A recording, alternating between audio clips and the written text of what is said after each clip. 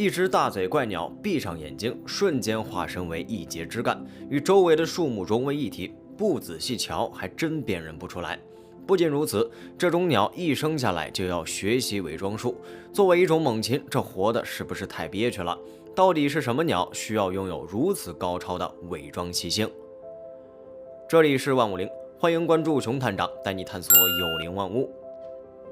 鳞翅包括5个种，因此鳞翅是中南美洲叶雏鸟类的统称，主要分布于中美洲和南美洲的亚热带地区，从墨西哥一直延伸到阿根廷北部。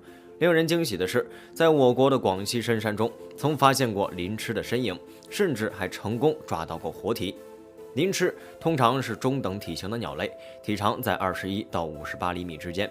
标志性特征是它们大型的宽喙和巨大的眼睛，几乎占据了整个头部。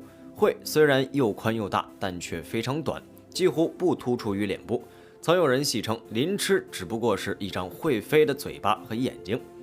与许多夜行性鸟类相似，它们的眼睛会在光线照射下发出反射，这使得它们在黑暗中能够更好地捕捉猎物。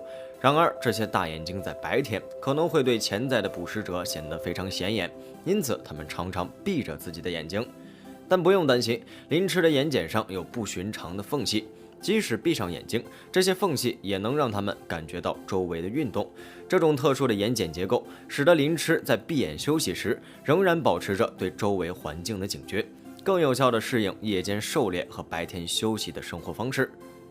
鳞翅的羽毛通常呈现灰褐色，并且具有斑驳的纹理，这种特征有助于它们在树林中的树干上更好地伪装，以避免被天敌发现。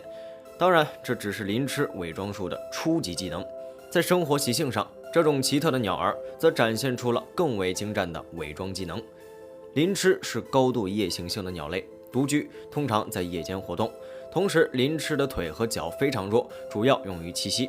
因此，白天它们会闭上眼睛，利用自己的伪装技巧，静静地伪装成树木，等待着夜幕降临。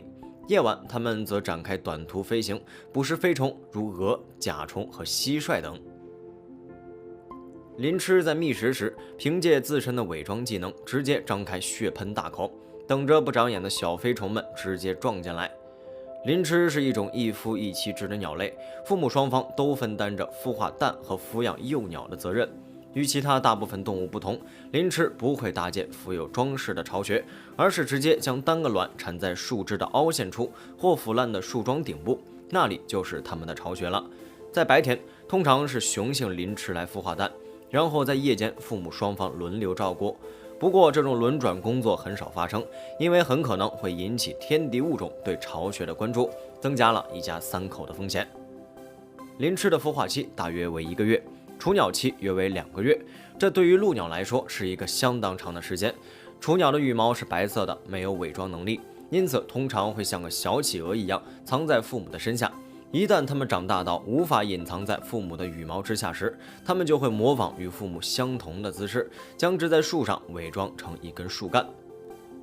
对于一只独居的鳞翅，或者一只在巢穴附近有潜在捕食者的育雏成鸟来说，这只鸟会尽量保持静止，并依靠伪装来避免被天敌发现。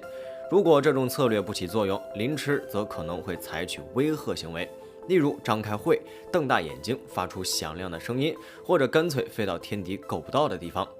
不过，在大多数情况下，鳞翅都能够在树林中巧妙地融入环境。鳞翅科中最小的一种为棕鳞翅，重约50克。它们的生存策略是伪装成枯叶。棕叶翅甚至会在树上轻微地来回摇晃，就像一片在风中移动的树叶。这种伪装不仅令人惊叹，更是其生存的关键。还有一种夜莺目的鸟儿，也和鳞翅一样非常擅长伪装，它就是黑顶蛙口夜莺，也称为黑顶蛤口翅。从这种鸟的称呼上可以得知，它必定长着一张青蛙般的大嘴。事实上，黑顶蛙口夜莺确实与鳞翅极为相似，拥有一张宽大的喙，上面长有刚毛，喜爱吃飞虫等食物。在生活习性上，黑顶蛙口夜莺也和鳞翅十分相似，都以白日伪装、夜晚觅食为主。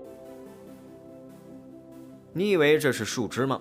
这其实是一只黑顶蛙口夜莺，它的身量很小，成年后身长约在24.5至27.5厘米之间，体重约为50克。